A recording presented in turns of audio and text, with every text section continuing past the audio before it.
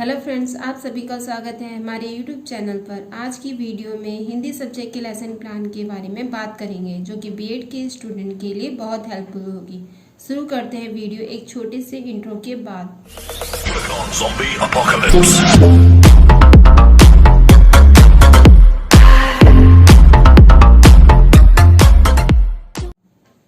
पहले lesson plan पाठ योजना लिखेंगे, उसके बाद दिनांक, कक्षा, विषय, उपविषय, प्रकरण, वादन, अवधि।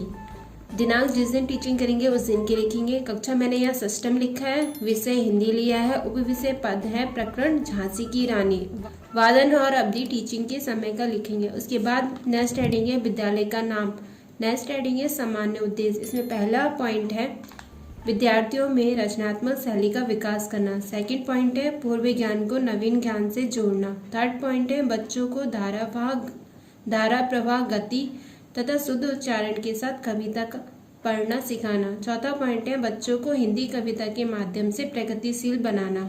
नेक्स्ट हेडिंग आती है विशिष्ट उद्देश्य। इसके अंतर्गत हम लिखेंगे पहला पॉइंट विद्यार्थी उन व्यक्तियों के प्रति आदर तथा प्रेम का भाव रखेंगे जिनका जीवन मानव की भलाई तथा जन कल्याण में बीता हो। सेकंड पॉइंट है विद्यार्थियों के अंदर ऐसी जागृति आएगी जिससे वे समस्त प्राणियों की रक्षा करेंगे तथा उनको जागृत करेंगे। इसके बाद नेक्स्ट हेडिंग आती है हमारी पूर्व ज्ञान। पूर्व ज्ञान में लिखा है विद्यार्थी झांसी की रानी के विषय में समान जानकारी रखते हैं। नेक्स्ट हेडिंग आती है सहायक सामग्री। इसके अंतर्गत चौक, डस्टर, श्यामपट्ट, सांकेतक आदि प्रयोग कर सकते हैं। इसमें आप मॉडल चार्ट पेपर भी लिख सकते हैं। उसके बाद प्रश्नावली प्रश्न बनाए जाते हैं जो कि जिग जैग होते हैं। इसमें 3 कॉलम होते हैं, क्रम संख्या, छात्र अध्यापिका क्रिया, छात्र छात्रा क्रिया। पहला प्रश्न पूछा जाता है अध्यापिका द्वारा हमारे देश का नाम क्या है। छात्र उत्तर देते हैं हमारे देश का नाम भारत है। दूसरा प्रश्न पूछा जाता है बच्चों 1857 की क्रांति में भाग लेने वाले क्रांतिकारी के नाम बताइए। बच्चे उत्तर देते हैं 1857 की क्रांति में भाग लेने वाली रानी लक्ष्मीबाई, मंगल पांडे, तात्या टोपी क्रांतिकारी हैं। तीसरा प्रश्न टीचर पूछती है झांसी की रानी किसे कहते हैं।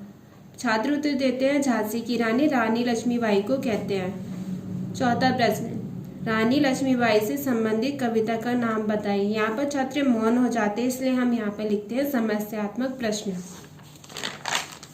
इसके पश्चात नेक्स्ट हेडिंग आती है उद्देश्य कथन। इसमें विद्यार्थियों आज हम लोग झांसी की रानी नामक कविता का रसास्वादन करेंगे। इस कविता की रचयिता सुभद्रा कुमारी चौहान है। पद्य में कविता के रचयिता का नाम लिखना जरूरी होता है। प्रस्तुतिकरण में हम जिस कविता को ले रहे हैं उसका पूरा या फिर 4 लाइन या 8 लाइन यहाँ पर लिख देते हैं। जैसे मैंने झांसी की रानी लिया है तो मैंने यहाँ पर इसकी 12 लाइनें लिखी है।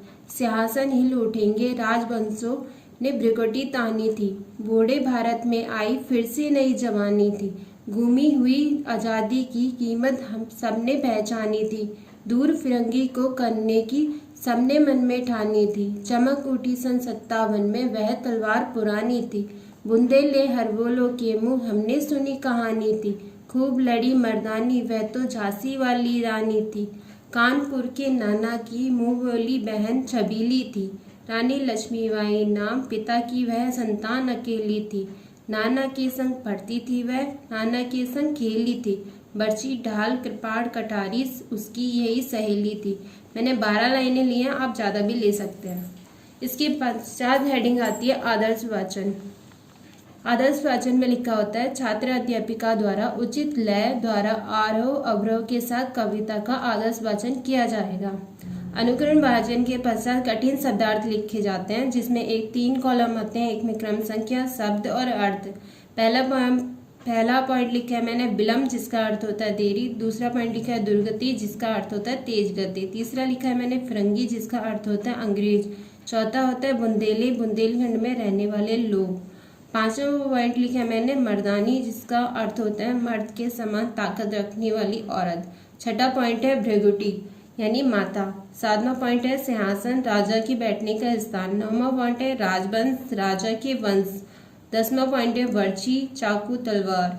11 पॉइंट है कटारी, जिसका अर्थ होता है चाकू। यहाँ पर आप 10 से 12 पॉइंट लिख सकते हैं अर्थ, शब्द और अर्थ में। सात स्वर वाचन, इसके पश्चात हेडिंग आती है, इसमें लिखा होता है विद्यार्थियों के द्वारा कविता का सात स्वर वाचन कराया जाएगा। इसके पश्चात नेक्स्ट हेडिंग आती है भाव विश्लेषण एवं रसानुभूति। इसमें 2 कॉलम बने होते हैं, इस यहाँ पे क्रम संख्या लिखे होते हैं, यहाँ फिर दूसरे कॉलम में छात्र अध्यापिका क्रिया, फिर छात्र छात्रा क्रिया।